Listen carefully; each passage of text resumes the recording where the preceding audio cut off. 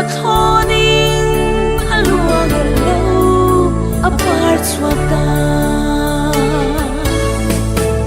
Ethiopia klutaka vangin tharau boten lal isua an lo buta Ethiopia klutaka vangin tharau boten lal isua an lo delta hallelujah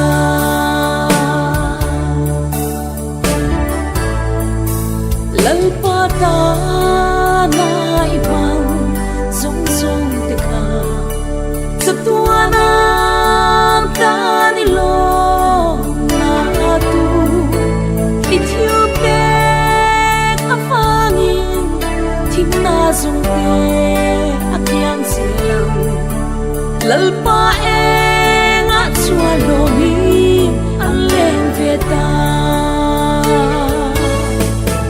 le asul rute tiate na itan ro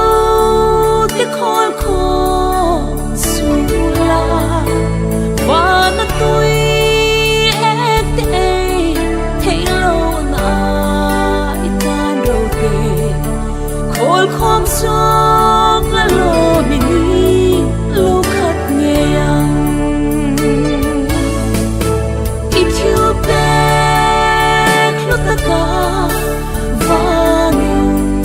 tharau boten lal isua an lo buta Ethiopia klutaka vangin tharau boten lal isua an lo deita hallelujah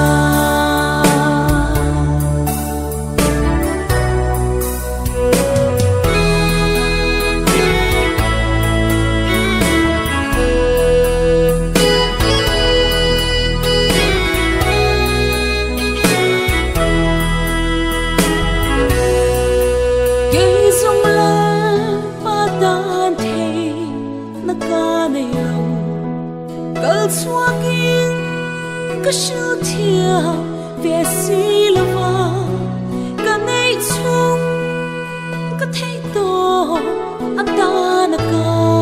beklem te ka rau chang ho ka thiam to ka ta lom na